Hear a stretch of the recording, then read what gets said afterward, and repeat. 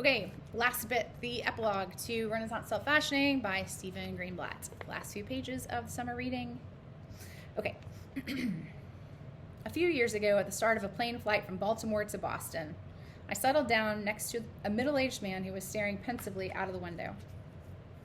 There was no assigned seating, and I had chosen this neighbor as the least likely to disturb me, since I wanted to finish reading Goethe's Interpretation of Cultures, which I was due to teach on my return to Berkeley the following week.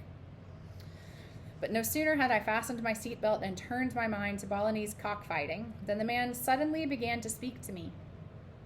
He was traveling to Boston, he said, to visit his grown son who was in the hospital. A disease had, among other consequences, impaired the son's speech, so that he could only mouth words soundlessly. Still more seriously, as a result of the illness, he had lost his will to live. The father was going, he told me, to try to restore that will, but he was troubled by the thought that he would be incapable of understanding the son's attempts at speech. He had, therefore, a favor to ask me. Would I mime a few sentences so that he could practice reading my lips? Would I say soundlessly, "I want to die, I want to die"? Taken aback, I began to form the words, with the man staring intently at my mouth. I want to, but I was incapable of finishing the sentence. Couldn't I say I want to live? Or better still, since the seatbelt sign had by this time flashed off, he might go into the bathroom, I suggested lamely, and practice on himself in front of a mirror. It's not the same, the man replied in a shaky voice, then turned back to the window. I'm sorry, I said, and we sat in silence for the rest of the flight. I could not do what the man had asked, in part because I was afraid that he was, quite simply, a maniac, and that once I had expressed the will to die, he would draw a hidden knife and stab me to death, or alternatively activate some device secreted on board the plane that would blow us all to pieces. It's not for nothing that I have been living in California for the past 10 years. But if paranoia tinged my whole response, there were reasons for my resistance more complex than the fear of physical attack. I felt superstitiously that if I mimed the man's terrible sentence, it would have the force, as it were, of legal sentence, that the words would stick like a burr upon me. And beyond superstition, I was aware, in a manner more forceful than anything my academic research had brought home to me, of the extent to which my identity and the words I utter coincide, the extent to which I want to form my own sentences, or to choose for myself those moments in which I will recite someone else's.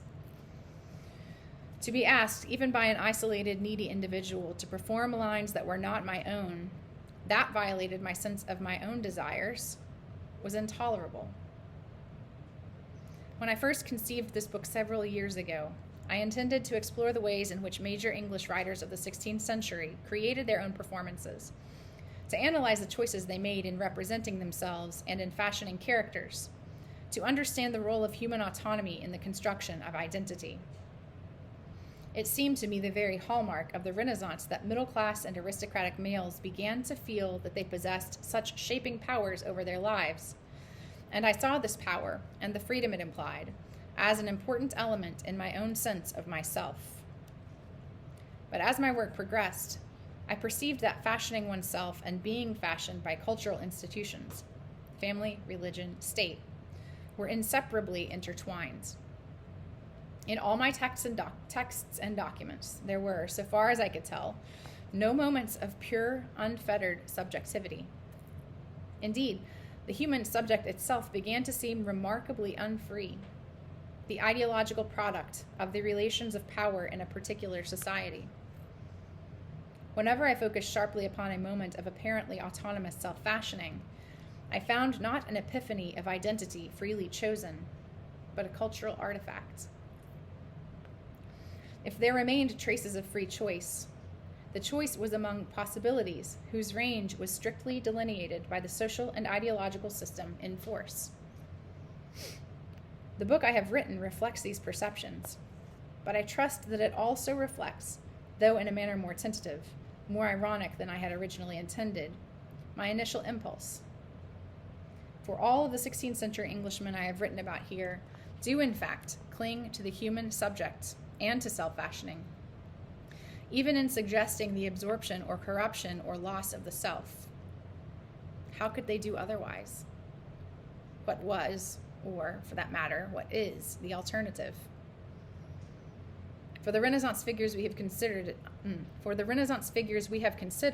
understand that in our culture, to abandon self-fashioning is to abandon the craving for freedom, and to let go of one's stubborn hold upon selfhood, even selfhood conceived as a fiction, is to die.